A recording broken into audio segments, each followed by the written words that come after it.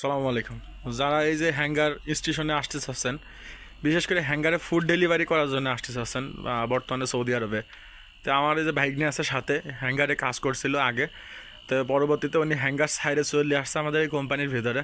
এখন আপাতত আর হ্যাঙ্গারে কাজ করে না। তো কেন কাজ সাইডে দিল, কীভাবে হ্যাঙ্গারে আসলো, কীভাবে কী করলে পারে ভালো হয়, তারপরে হ্যাঙ্গার স্টেশনে বর্তমানে সুবিধা অসুবিধা সব কিছু বিস্তারিত ভাগ্নের কাছ থেকে শুনবো। যেহেতু ভাগ্নে আসছিল সৌদি আরবে, হ্যাঙ্গারে কাজ করছে বেশ কিছুদিন যাবত, তো ওর কাছ থেকে শুনি আমরা। ভাগ্নে, তুমি হ্যাঙ্গারের ভিসা পাইলে কই থেকে বাংলাদেশে? ভিসা এজেন্সির মাধ্যমে পাইছি। তো আসার পরে ভাবছি দেশে থাকতে যে মোটরসাইকেলের কাজ তেমন একটা সমস্যা হবো না, যেহেতু মোটরসাইকেল চালাইতে পারি খুব ভালো। নড়াচড়া কম আসার করো। পরে মনে করেন করছি, সব কিছু করছি, কোম্পানিতে করছে, লাইসেন্স টাইসেন্স বাই করছে। তার মানে আসার পরে তোমার কোম্পানির থেকে লাইসেন্স করে দিয়েছে, তারপরে হচ্ছে আকামা, তারপরে মোটর সাইকেলের ব্যবস্থা, এগুলো সব কোম্পানির থেকেই করেছে, তাই তো? হ্যাঁ, কোম্পানিতে করে দিয়েছে। আসতে কি রকম টাকা খরচ হয়েছিল এই হ্যাঙ্গার আসতে স্টেশনে? আসতে অনেক টাকা খরচ হয়েছে, প্রায় 6 লাখ। 6 লাখ টাকা মতন, তাই তো? হ্যাঙ্গার স্টেশনে বর্তমান কিন্তু সৌদি আরবে এখন আসলে পারে হ্যাঙ্গার স্টেশনের বিষয় এইরকমই বিক্রি করে 5 লাখ টাকা, 5.5 লাখ টাকা, 6 লাখ টাকা, মানে যার কাছে যেরকম খরচ মানে বিক্রি করতে পারে আর কি, এইরকম আর কি। তো তুমি তো হ্যাঙ্গার স্টেশনে কাজ করছো কতদিন যাবত? হ্যাঙ্গার স্টেশনে আসছি অনেক দিনে। লাইসেন্স বের করতে টাইম লাগছে প্রায় 4 মাস, 3 থেকে 4 মাস লাগছে টাইম। হ্যাঁ। তারপরে কাজ পাইতে পাইতে একটু টাইম লাগছে, আইডি হয়েছে সব কিছু।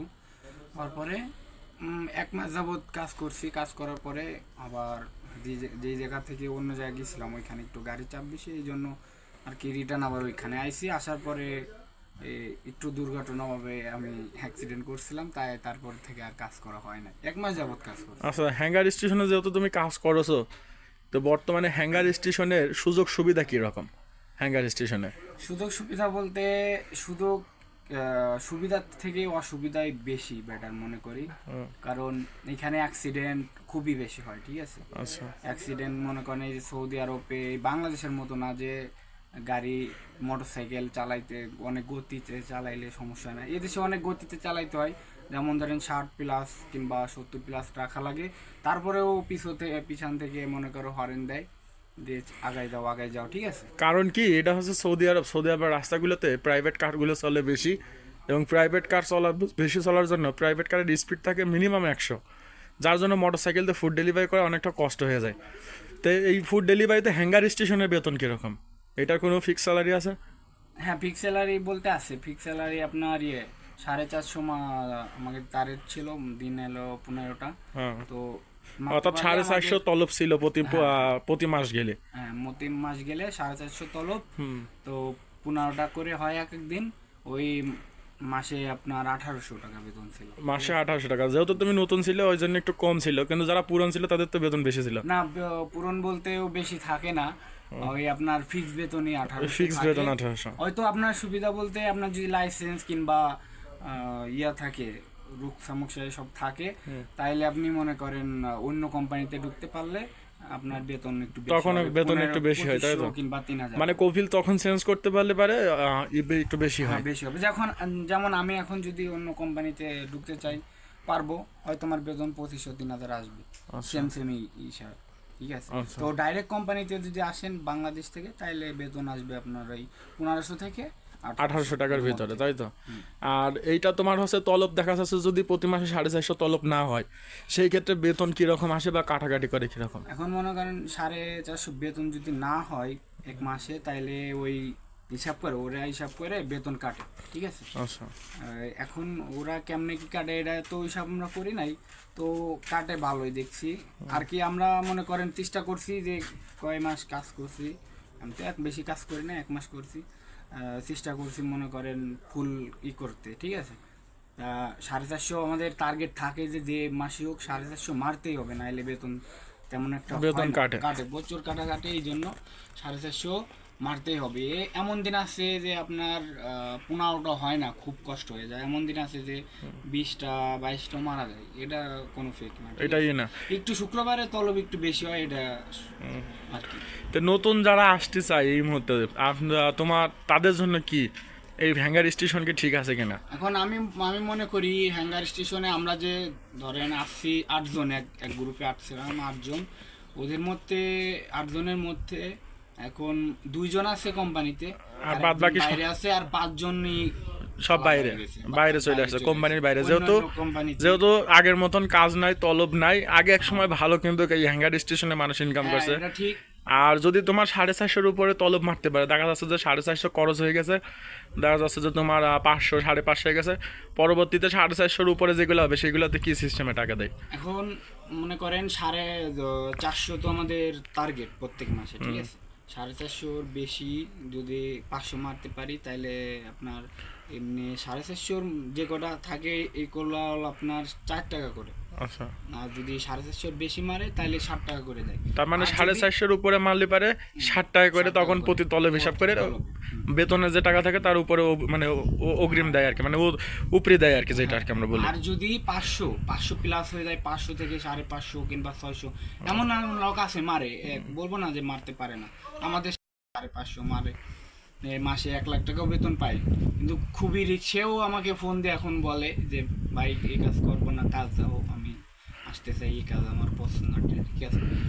তো এই যদি 500-র উপরে মারে কেউ, 500 থেকে 600, তাইলে এক একটা তলবে দেয় এলো আপনার, এইটা আবার অন্য সিস্টেমে আর কি। 10 টাকা করে দেয়। তো যাই হোক, মানে এখন তারপরে হ্যাঙ্গার স্টেশনে কাজ করে মোটরসাইকেল দিয়ে, আর এটা কাজ করার জন্য সবচেয়ে ভালো হচ্ছে কোম্পানির আন্ডারে থাকলে, তাই তো? কোম্পানির আন্ডারে বলতে এখন ওই যে যদি আপনি বাংলাদেশের ডাইরেক্ট কোম্পানির আন্ডারে থাকেন, ওই বেতন কম আসবে, কোম্পানির আন্ডারে তো থাকতে হবে, কারণ তাহলে কোম্পানির আন্ডারে থাকলে পারে তাহলে আকামা তো কোম্পানি করবে, হ্যাঁ, গাড়ি, তারপরে তেল, হ্যাঁ। সার্ভিসিং, এগুলো সব কোম্পানির। এগুলো সব কোম্পানি, এগুলা নিজের কোনো খরচ যায় না, সমস্যা নাই, কোম্পানিতেই করে দেয়। হয়তো আপনি যে কোম্পানিতে নির্ধারিত কোনো ওয়ার্কশপ না থাকে মেরামত করার জন্য গাড়ি, তাইলে ওই আপনি অন্য জায়গাতে করে মেরামত করে ফতুরা দিলেই কোম্পানি টাকা দিয়ে দেবো, সমস্যা নেই। আচ্ছা, তার মানে এটা কোম্পানির আন্ডারে থাকে। কোম্পানি আবার এটাও ঠিক আছে, এমন আমরা যে কোম্পানিতে ছিলাম, আমাদের মুদির ছিল বাঙালি, তো আমাদের কোম্পানিটা এরকমের ছিল। সব কোম্পানি এক না শুনছি আশপাশে, বেতনও অনেক বেশিও শুনছি, 2000 কত মানুষের আসার পর থেকেই। এখন যে যেরকমের আনতে পারছে, বোঝেন নাই, এই আর কি, ঠিক আছে। তার মানে তোমার হচ্ছে মূল বিষয় হচ্ছে হ্যাঙ্গার যে স্টেশনটা, যে ফুড ডেলিভারি যে আমরা যে এটা করি, এটা মূলত ডিলারশিপ নেওয়া হচ্ছে সৌদির, এবং সৌদি ওর ক্যাম্পে যতগুলো লোক রাখে তার ভিতরে একজনের মুদির রাখে, মানে সে দেখাশোনা করা, তাই তো এরকম। এটা মানে সরাসরি ওই আমরা মনে করি হ্যাঙ্গার স্টেশন কোম্পানি, আসলে এখানে কোম্পানি কিছুই না, এটা হচ্ছে ডিলারশিপ মতন করে নেওয়া সৌদির। সেই সৌদি তার মুআসাসা হাকামা বানায়, এবং সে মুদির তারপর সব কিছু সে মেনটেনেন্স করে, আর এদের দিয়ে হচ্ছে তলব মারায়। তবে বর্তমানে এখন 25 সালে যারা আসতেছে তাদের জন্য কি বলবা? এখন আমিও তো মনে করেন এই কাজের মধ্যে এখন নাই, আমি মনে করি এই কাজে খুব রিস্ক, ঠিক আছে। আমি আমার জানা মতো যাদের, আমি এটাই আসতে মানা করি, কারণ যদি আপনি এই কাজে আসেন, বেশিরভাগ রিস্ক থাকে, ঠিক আছে, 90% রিস্ক। কারণ কি রিস্কটা কি করতে, কারণ হচ্ছে মোটরসাইকেলের রাস্তায় চলা লাগে ঠিক আছে। বর্তমানে সৌদি, মানে বর্তমানে না, আগের থেকে সৌদি আরবে রাস্তার যে অবস্থা, মোটরসাইকেল মানে হাইওয়েতে না চালানোটাই হচ্ছে সব থেকে ভালো, কারণ সেফ না। হাইওয়েতে সবসময় বড় গাড়ি চলে, এবং গাড়ির স্পিডগুলো থাকে 100+, যার জন্য ওইখানে মোটরসাইকেলগুলো ড্রাইভ করা অনেকটা টাফ হয়ে যায়। তো এই হচ্ছে ব্যাপার। খুবই রিস্ক বলতে, আমিও অনেকবার অ্যাক্সিডেন্ট করছি, আল্লাহর রহমতে, মানে অ্যাক্সিডেন্ট করার ভিতরে গেছি আচ্ছা, প্রথম অবস্থায় আলী অসুবিধাগুলো কি হয়, যে ভাষা বোঝা? এখন প্রথম অবস্থায় আসছি যখন, তখন আমাদের ওই মুদির ছিল, সে আমাদের ট্রেনিং দিয়ে আছে, মানে অত ভাষা টাষা আর কি বোঝাইছে, লোকেশন সবকিছু, টোকেশন, ভাষা, লোকেশন, সেও এই কাজ করতো, মানে এই করতো বলতে আপনাদের এই ভাষা আমাদের নতুন যারা আসবে তাদের শেখানোর জন্য, মানে সে আছে আর কি, একজন ট্রেনার আছে। ওই প্রত্যেকদিন ক্যাশ অন ডেলিভারি, যেটা ক্যাশ টাকা দিয়ে খাবার আনছেন, ক্যাশ কালেক্ট করতে হবে আপনাকে, আপনি আগে ক্যাশ নেবেন, তারপরে ক্যাশ নেবেন, একাতে খাবার দিবেন, এইটাই নিয়ম। আপনি যদি ক্যাশ না নিয়ে খাবার দিয়ে দেন, এটা আপনার ভুল, ঠিক আছে। এই ভুলটা করলে অনেক সৌদি আছে যে খাবারটা নিয়ে আপনাকে আর টাকা দেবে না। আর যদি রাস্তায় চলার ক্ষেত্রে যদি তোমার মুকালফা আসে, অর্থাৎ যে মামলাগুলো আসে মোটরসাইকেলের ক্ষেত্রে, অনেক সময় দেখা যায় পুলিশের ধরে বেশিরভাগ ক্ষেত্রে মামলা দেয়, তখন এই মামলাগুলো কাদের উপরে আসে? এগুলো আমাদের, তাইলে তোমাদের উপরে। আবার দেখা যাচ্ছে খাবার যদি নষ্ট হয়, সেটাও তোমাদের উপরে দায়বদ্ধতা। হ্যাঁ এটাও, হ্যাঁ এটা মনে করেন যদি খাবার নষ্ট হয়ে যায়, হ্যাঁ আমি একটা সুবিধা আছে বলতে, খাবার যদি নষ্ট হয়ে যায় হ্যাঁ তাহলে আমি যদি হাঙ্গারে বলি যে দেখ আমার এইভাবে এইভাবে খাবারটা নষ্ট হয়ে গেছে, ঠিক আছে, হ্যাঁ। তো ও ক্যান্সেল করে দিলে আমার মানে জরিপানা আসবে না। আর আচ্ছা। যদি আমি না বুঝে ওই খাবারটা দিয়ে দিই, হুম। ঠিক আছে, নতুন অবস্থায় আমারও হয়েছে একবার, প্রথম দ্বিতীয় তলবটায় আমি এইভাবে 138 টাকার খাবার নষ্ট করে লাইছিলাম। আচ্ছা, তো মানে বাইক চালাইছিলাম তেমন মানে বুঝতে এই না আর কি, পারছিলাম না যেহেতু কিভাবে যেহেতু বুঝতে বাংলাদেশের পারছিলাম না। রাস্তা আর সৌদি আরবের রাস্তা হ্যাঁ। অনেকটা পার্থক্য আছে। বড় গাড়ি চলে, সৌদিরা চলে অনেক কিছু ভয় কাজ করে, সবের পুলিশ হ্যাঁ, থাকে। ওইটাই। আর সৌদি আরবের পুলিশ তো অনেক মারাত্মক পুলিশ, বাংলাদেশের মতন না। হ্যাঁ, ওই তো ওইগুলো ওই খাবারটা নষ্ট করছিলাম। তারপরে আমি আর বুঝতে পারি নাই, ওই খাবারটা দিতে গেছি, নেয় নাই সৌদি। আচ্ছা। পরে লাস্টে আমাকে ব্যাক রিটার্ন পাঠাইছে। পরে আমি আছে ওই যে টাইম আছে, আমি যদি ওই সময় হাঙ্গারের ভালোভাবে মেসেজ করি, পরবর্তীতে আমাকে শিখাই দিছে। হ্যাঁ। তারপরে এরকমের সিচুয়েশন হইলে আমি এইভাবে কন্ট্রোল করতে। বুঝতে পারছি। তাহলে বর্তমানে হ্যাঙ্গারে যারা আসবে তাদের জন্য খুব একটা সুবিধা হতো না বর্তমান সৌদি আরবে হ্যাঙ্গার স্টেশন। সুবিধা আছে, অসুবিধায় আমি সবচেয়ে বেশি বেটার করি বিভিন্ন ধরনের এই যে ডিউটি, মনে করেন খুবই বেশি ডিউটি করা লাগে, তলব তেমন একটা হইতে চায় না। দ্বিতীয়ত গাড়ি অ্যাক্সিডেন্টের বেশি ভয়। এমন আমাদের কোম্পানিতে ছিল অনেক লোক, এমন এমন একটা লোক বাদ যায় না অ্যাক্সিডেন্ট ছাড়া, রাইডার হোক এমনি প্রফেশনাল হোক, মানে যেই হোক। হয়, কারণ সৌদি আরবের রাস্তাঘাটটা একটু ভিন্ন, যার জন্য অ্যাক্সিডেন্ট হয়। তো এখন বর্তমানে তাহলে হ্যাঙ্গার স্টেশনে ওই রকম আর সুবিধা নাই বাংলাদেশ থেকে যারা আসতেছে তাদের জন্য, তাই তো? সুবিধা সুবিধা একটু ভালো, ওই আপনার প্রাইভেট কারে যদি আসে একটু সেফটি আছে নিজের, হ্যাঁ। এইভাবে আর কি একটু অর্থাৎ সুবিধা আছে। প্রাইভেট কার দিয়ে যদি তলবের কাজগুলো করে তাহলে সেফটি আছে এবং কাজগুলো একটু স্বাচ্ছন্দ্যে করা যায়। হ্যাঁ, আচ্ছা। আর আর আপনার মোটরসাইকেলে একটু রিস্ক আছে। রিস্ক আছে অবশ্যই আচ্ছা। বলতে পারি, কারণ আমিও অনেকবার হয়েছে আমার সাথে, আমি জানি, এই জন্য দেখলাম আমিও অ্যাক্সিডেন্ট করে হাত ভেঙে ফেলেছি এই সৌদি। আচ্ছা। তারপর অপারেশন করা হয়েছে। তাতে কোম্পানির আন্ডারে থাকলে পারে তোমার এই যে অপারেশন যে করেছিল এগুলো কি ইন্স্যুরেন্সের তো করেছিল না নিজের টাকা খরচ করে? হ্যাঁ, এটা প্রথম অবস্থায় আমার ইন্স্যুরেন্সে একটু সমস্যা ছিল, তো পরবর্তীতে আমাদের বাঙালির মধ্যে ছিল, সে আমাদের হেল্প করছে অনেক।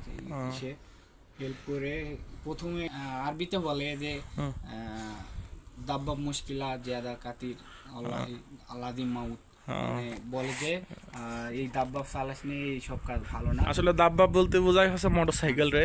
সৌদি আরবে ওই পুলিশরা ধরলে পারে বলে, যেহেতু আজনবী বাঙালি অনেকেই দেখা যাচ্ছে অল্প বয়স, পুলিশরা বলে সাবধান করে, দেখ এইগুলাতে অ্যাক্সিডেন্ট হয় বেশি, মানুষ মারা যায়, তোরা এই কাজগুলো করিস না। তবে ফুড ডেলিভারির জন্য প্রাইভেট কার হচ্ছে বেস্ট, তাই তো? হ্যাঁ, এর জন্য এই যে সমস্যা হইতেছিল প্রচুর, এর জন্য 2-1 মাস এর আগে, মানে আমি থাকতেই অনেক প্রায় 4-5 মাস হয়ে গেছে, লাইসেন্স বন্ধ করে দিছিল এর জন্য। এই অ্যাক্সিডেন্ট প্রচুর আকারে অ্যাক্সিডেন্ট, এমন দিন নাই যে হসপিটালে 2-1টা লোক এরকম নাই রোগী প্রতি শহর যাইতেছে। থেকে। তাহলে এখন বর্তমানে তাহলে তোমার যারা ফুড ডেলিভারিতে আসতেছে তাদের একটা খুব একটা বেশি সুবিধা হতো না। আমার না এটা আর বেশি যার একটা জন্য সুবিধা। এই জন্যই তুমি পরবর্তীতে হ্যাঙ্গার স্টেশন সাইডে হ্যাঁ, কোম্পানির আন্ডারে কোম্পানিতে ঢুকছো একটা, তাই তো?